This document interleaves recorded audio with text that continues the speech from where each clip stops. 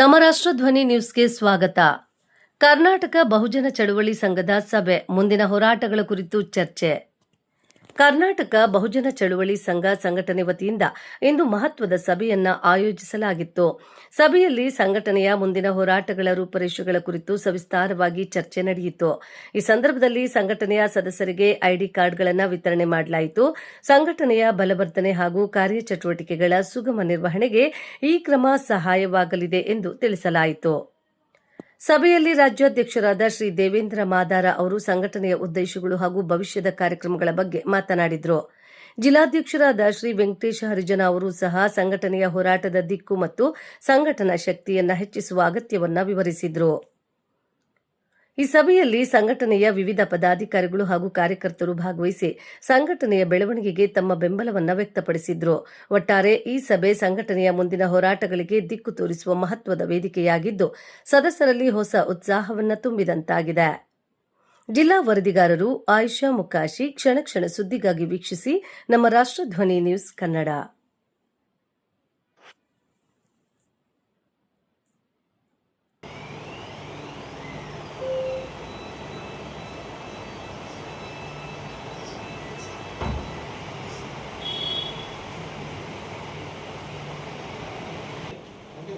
ನೀವು ಜಾಸ್ತಿ ಕಾಲ್ ಈ ಕಡೆ ಬರ್ರಿ, ಈ ಕಡೆ ನೀವು ಮನೆಯಾಗ ಏನಂದ್ರೆ ಇರ್ತೀವಿ ಇಲ್ಲಿ ಹೋಗ್ತೀವಿ ನಾವು ಹಂಗಿರ್ತದೆ ನಮ್ಮ ಕಡೆ. ಹೌದಿಲ್ರಿ?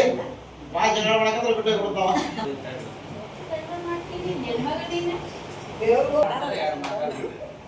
ಈ ಕಡೆ ಬರ್ರಿ, ಎಲ್ಲಾರು ಈ ಕಡೆ ಬರ್ರಿ. ಮೇಡಮ್ ಏನ್ ಮಾತಾಡೋದು ಕೇಳಿ.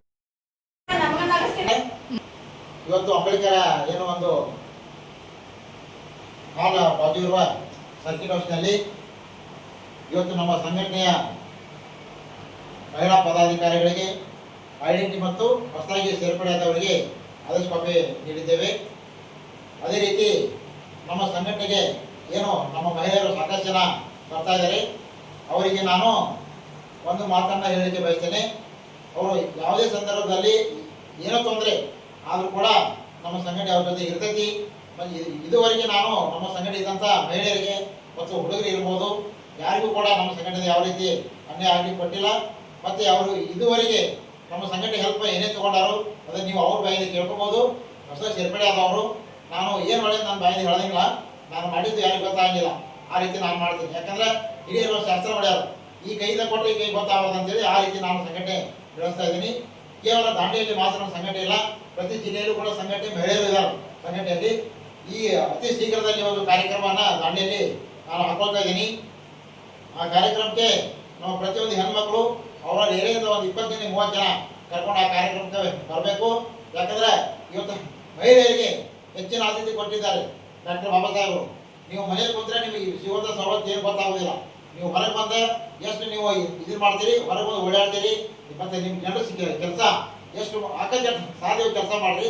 ಮತ್ತು ನಮಗೆ ಸಿಗಬೇಕಾದ ಮಹಿಳೆಗೆ ಏನು ಸವಲತ್ತಿದೆ ಅದನ್ನು ತಿಳ್ಕೊಳ್ಳಿ. ತಿಳಿದಿಲ್ಲ ಅಂದರೆ ನಾನು ಹೇಳ್ತೀನಿ. ಯಾಕಂದರೆ ಎಲ್ಲ ನಾನು ಮಾಡೋಕ್ಕಾಗಲ್ಲ.